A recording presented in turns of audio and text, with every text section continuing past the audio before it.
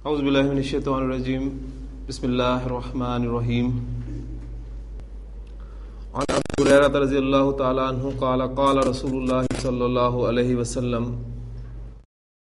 لا تدخلوا الجنۃ حتى تؤمنوا ولا تؤمنوا حتى تحابوا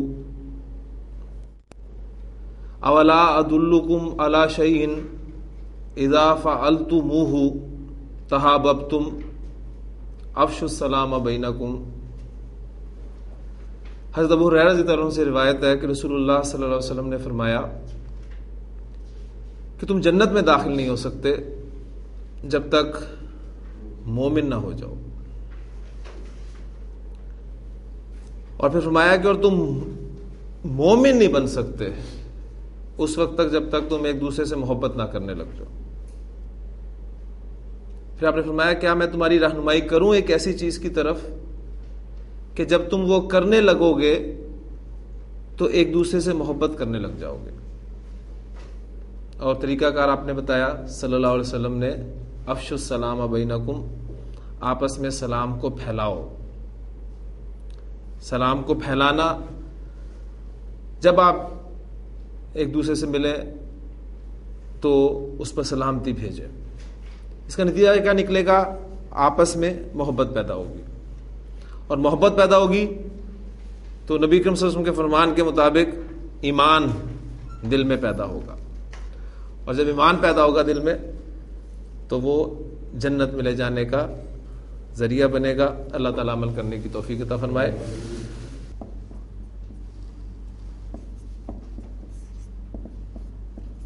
جی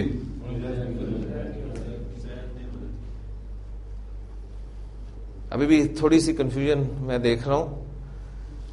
اسم کو آپ حالت رفع میں دیکھ رہے ہیں تو حالت رفع میں فاعل ہوگا آپ کا،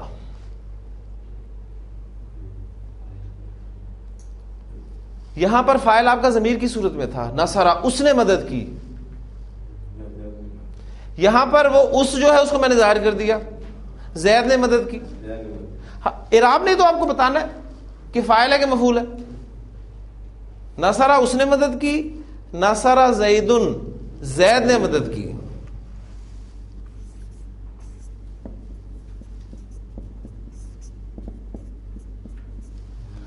نصرہ زیدن، اس نے زید کی مدد کی، اس نے مدد کی زید کی۔ اب زید مفعول ہے، وہاں پر زید فاعل تھا، یہاں پر زید مفعول ہے۔ اعراب ہمیں بتا رہا ہے۔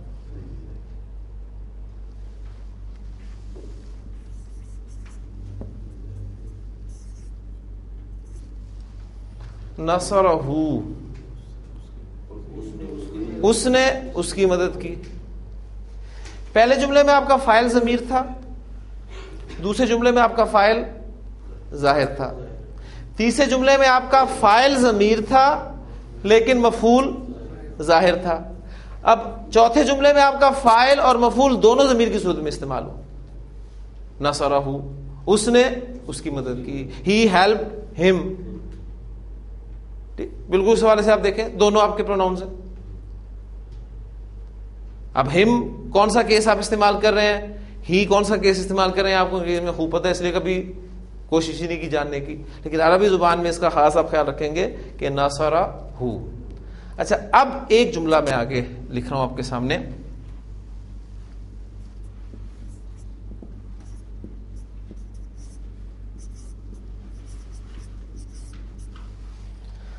اس جملے میں میں نے فاعل کو ظاہر کر دیا اور مفعول کو ضمیر کی صورت میں رہنے دیا، ٹھیک ہے؟ اب دیکھیں ہماری جملہ فعلیہ کی نارمل ترتیب کیا ہے؟ فعل، فاعل اور مفعول، یہ ہماری نارمل ترتیب ہے، ٹھیک؟ اس اعتبار سے اگر ہم اس ترتیب کو سامنے رکھتے ہوئے اس کو ٹرانسلیٹ کریں تو ہمارا کیا بنے گا یہ جملہ؟ نصرہ، اس کے بعد فاعل آئے گا، ٹھیک ہے؟ فاعل ہمارا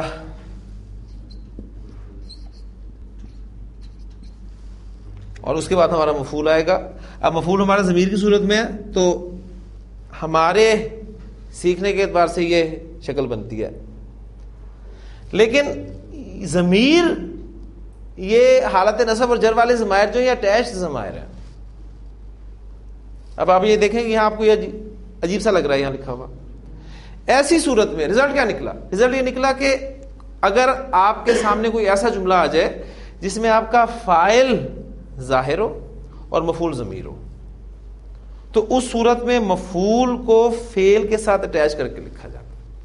اس وقت جملہ فعلیہ کی ترتیب میں تبدیلی لے آئی جاتی ہے، یعنی فعل اس کے بعد پھر مفعول آ جاتا ہے اور پھر فاعل آتا ہے. تو اس کو صحیح جملہ یہ آپ کا بنے گا نصرہ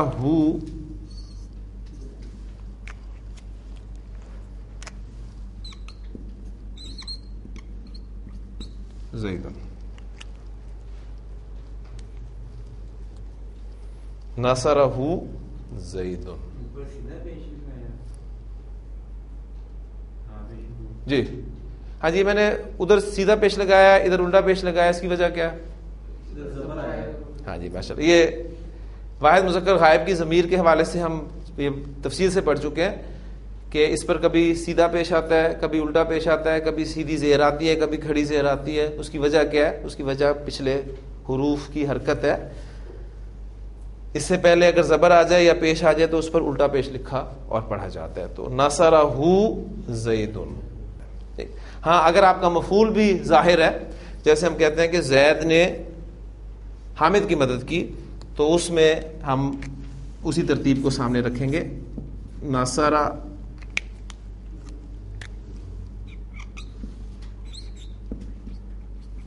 زید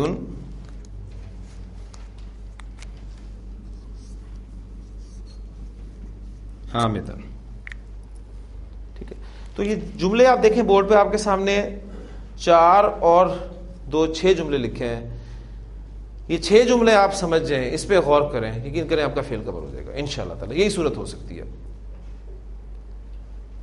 آپ کا فاعل ضمیر ہوگا، آپ کا فاعل ظاہر ہو سکتا ہے، آپ کا مفعول ظاہر ہو سکتا ہے، آپ کا مفعول ضمیر ہو سکتا ہے، آپ کا فاعل مفعول دونوں ضمیر ہو سکتے ہیں، آپ کا فاعل اور مفعول دونوں ظاہر ہو سکتے ہیں، آپ کا فاعل ظاہر ہو سکتا ہے، مفعول ضمیر ہو سکتا ہے.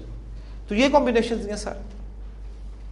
تو یہ 6 جملے اگر آپ طریقے سے کوئی اور ورب جو ہے استعمال کر رہے ہیں، جیسے یہ نصرہ یہاں ہے، آپ وہاں پر کوئی اور ضربہ استعمال کر لیں اور ورب استعمال کر کے اس طرح کی پریکٹس کر لیں، تو یقین مانیے آپ انشاءاللہ تعالی، مجھے امید ہے کہ آپ فعل پر آپ کو انشاءاللہ تعالی ایک دسترس حاصل ہو جائے گی انشاءاللہ تعالی. اچھا، اس کا مطلب یہ ہرگز نہیں ہے، ذہن میں رکھیے گا، یہ جملہ لکھا کے سامنے کہ نصرہ زید حامدن، اس کا مطلب یہ ہرگز نہیں ہے کہ فاعل نے پہلے ہی آنا ہے. ہمیشہ ہم فاعل اور مفعول کو آگے پیچھے کر سکتے ہیں. یہ جملہ نصرہ حامدن زیدن بھی ہو سکتا ہے، لیکن نارمل ترتیب یہ ہوتی ہے. ترتیب لازمی طور پہ ہم نے چینج کب کرنی ہے، وہ صورت یہ ہے کہ آپ کا فاعل ظاہر ہے اور مفعول ضمیر ہے. اس صورت میں آپ لازماً وہ چینج کریں گے، ورنہ آپ نارمل ترتیب رکھیں گے. اور ہم چونکہ نارمل ترتیب سے چل رہے ہیں تو اس لیے ہم جملوں کو ٹرانسلیٹ اسی طریقے سے کریں گے. کہ جی یہ کچھ چیزیں الحمدللہ کلیئر ہو گئی، 1-2 پوائنٹ یہ ہو گئے. اب ایک ٹاپک میں مزید آپ کے سامنے رکھنا چاہتا ہوں، اس کو ڈیٹیل سے تو انشاءاللہ تعالی ہم پڑھیں گے آخری دنوں میں تفصیل سے انشاءاللہ تعالی. لیکن یہاں پر میں سمجھتا ہوں کہ وہ ضروری ہے، اس لیے کہ اگر آپ کے اندر ایک شوق پیدا ہوا ہے کوئی اور بک پڑھنے کا، تو اس میں آپ کو مفعول کی مختلف اقسام پڑھنے کو ملیں گی. میں چاہتا ہوں کہ اس کا ہلکا سا ایک آپ کو تعارف کراتا چلوں. وہ صرف تعارف ہوگا، ایک ایگزامپل ہوگی اس کی، ٹھیک ہے.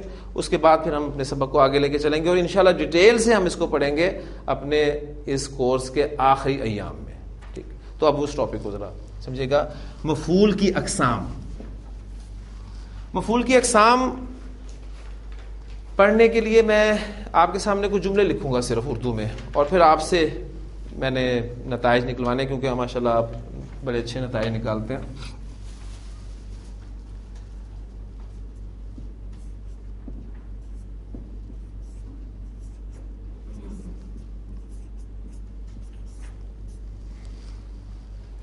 زید نے حامد کی مدد کی، سادہ ترین جملہ ہے، اس کو بڑی آسانی سے آپ کر سکتے ہیں. جملہ لکھوں گا میں، اس کی عربی لکھوں گا اور اس کے بعد مفعول کی وہ جو قسم استعمال ہوئی ہے اس کا نام آپ کے سامنے رکھ دوں گا. تو اس طریقے سے انشاءاللہ تعالی ہمارا یہ سبق کور ہو جائے گا. یہ ساتھ سے ٹرانسلیشن بھی کرتے جائیں.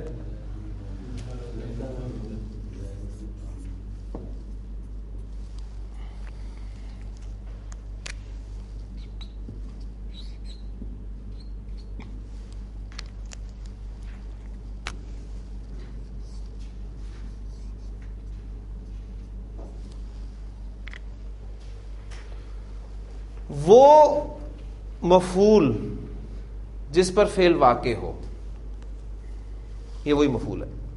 وہ مفعول جس پر فعل واقع ہو.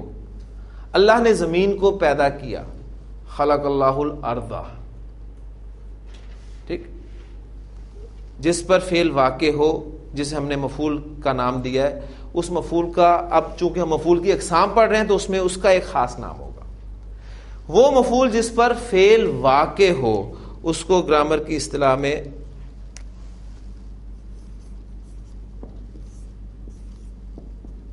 مفعول بہ کہا جاتا ہے. اب یہ ٹرمز ہیں، بس صرف آپ اس کو نوٹ کر لیں، سن لیں، ذہن سے تو نکل جائیں گی، لیکن انشاءاللہ تعالیٰ آگے جب ڈیٹیل سے ہم پڑھیں گے آخر میں تو اس پر کچھ نہ کچھ ریفرنس ہوگا. یہ ہمارا مفعول بہ ہوتا ہے جس پر فعل واقع ہو.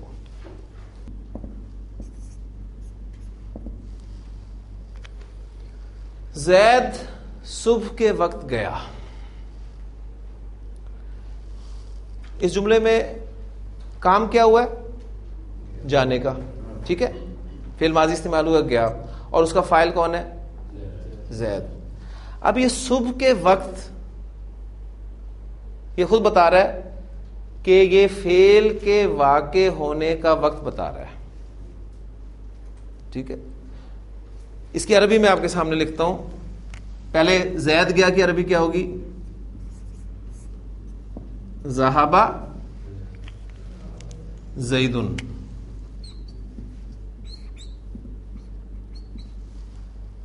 ذہب زید، زید گیا. اب صبح کے وقت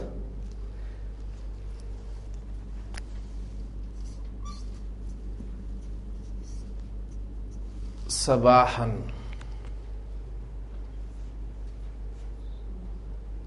فالمغیرات صبحن.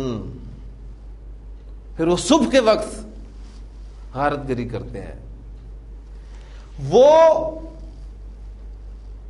لفظ جو فعل کے واقع ہونے کا وقت بتائے اس کو مفعول فیہ کہتے ہیں.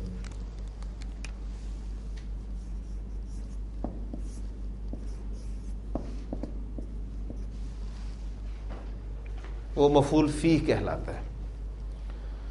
سورہ یوسف میں آپ دیکھیں گے کہ جب حضرت یوسف علیہ السلام کو انہوں نے کنویں میں پھینکا ان کے بھائیوں نے، تو بڑے خوبصورت الفاظ ہیں، وَجَاءُوا أَبَاهُمْ عِشَاءً.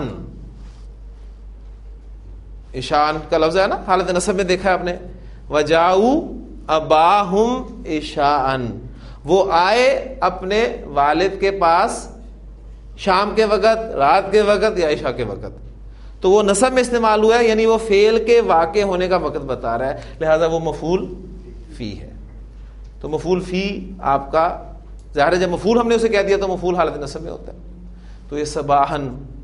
اسی طرح آپ قرآن میں بہت سارے الفاظ آگے ڈیٹیل سے پڑھیں گے، بکرتن، اصیلن.